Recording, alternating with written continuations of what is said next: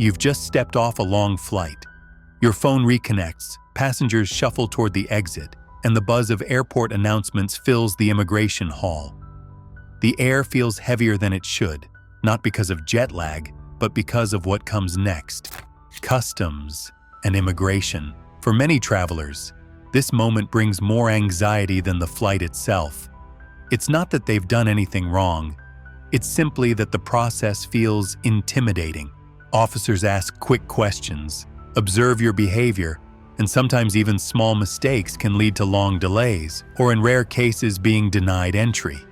But there's good news. Once you understand why officers ask these questions and what they expect from your answers, the entire experience becomes smooth and predictable. The first and most universal question you'll hear is, what is the purpose of your visit? This question seems simple, but it's extremely important. Officers aren't looking for a long, detailed explanation. They want your purpose in one clear category. If you are visiting for vacation, you simply say you are here for tourism. If you have business meetings, say you're here for work-related reasons. If you're studying, say you're here for school. Whatever your purpose is, it must match the visa or entry you are requesting. A mismatch is an instant red flag. The more straightforward and truthful you are, the easier the officer's job becomes, and the faster you get through. The second question almost always follows immediately. How long will you be staying? Immigration officers prefer precise answers because it shows you have planned your trip responsibly. Even if your plans might shift later, you should always give a clear time frame such as 10 days, 2 weeks, or specific dates. Vague answers like, "I'm not sure yet," suggest you might be uncertain about your plans, or, worse, planning to stay longer than allowed. This is also the moment when an officer may ask to see your return ticket, so having it accessible on your phone is always helpful. Next, the officer will likely ask, "Where will you be staying?" This question isn't about judging your accommodation. It's simply to confirm that you've arranged a place to stay and aren't arriving without a plan. You can mention a hotel, an Airbnb, a friend's house, a conference center, or student housing. If you don't remember the full address, that's completely fine. Immigration officers understand that most travelers read it from their phone or booking email. As long as the location matches your travel purpose, that's all that matters. Another common question is, do you know anyone here?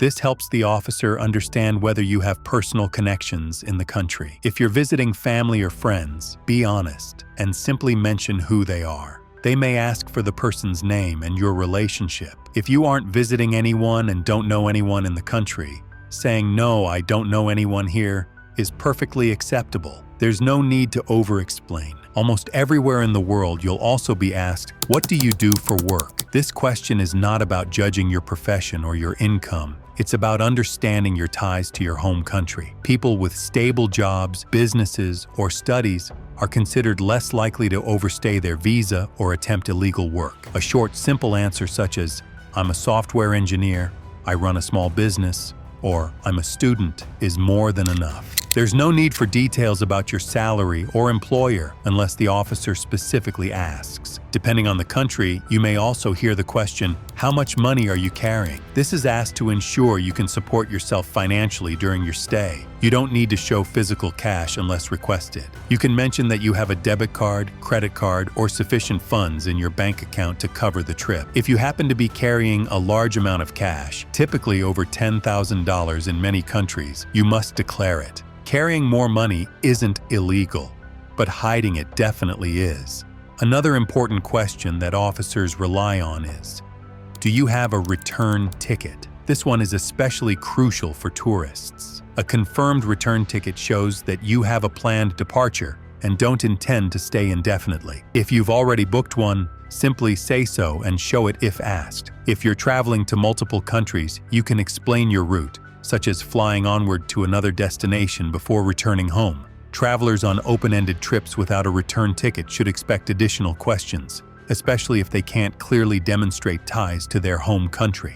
A question that often surprises new travelers is, have you ever visited this country before? This helps the officer quickly check your travel history. If you have visited before and left on time without issues, it's a positive sign.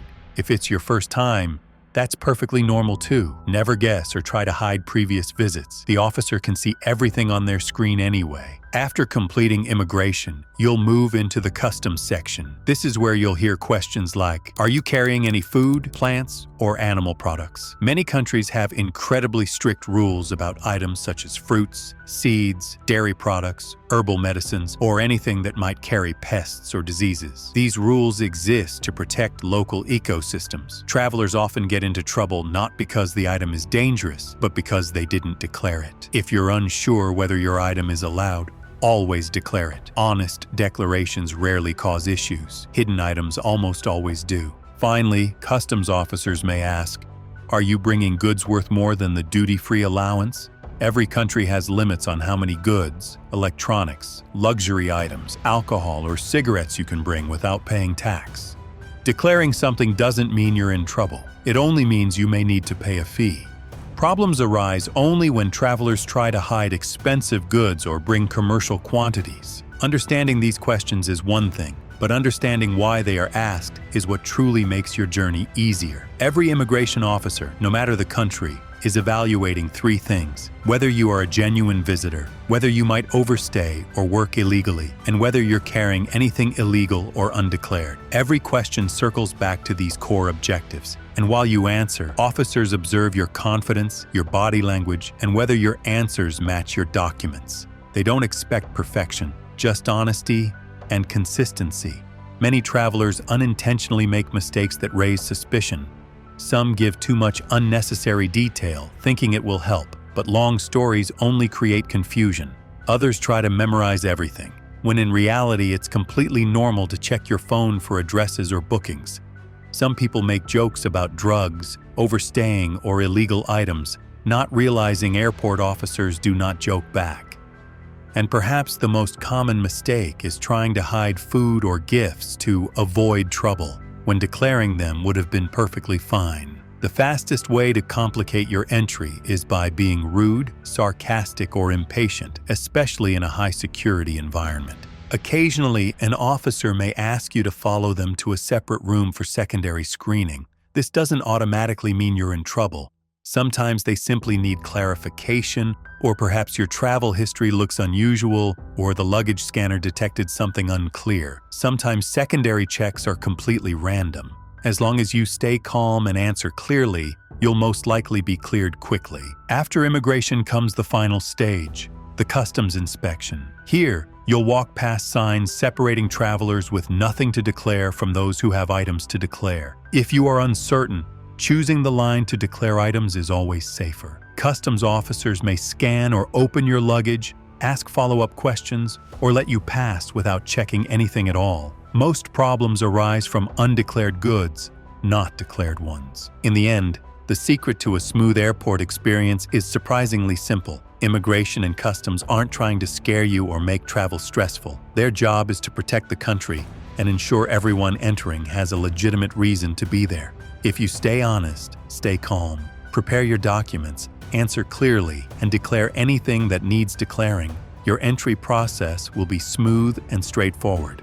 You now know exactly why officers ask these questions, what they look for, and how to respond confidently like a seasoned traveler. If this video helped you feel more confident about your next trip, make sure to like the video, subscribe, and drop a comment telling me which immigration question surprised you the most.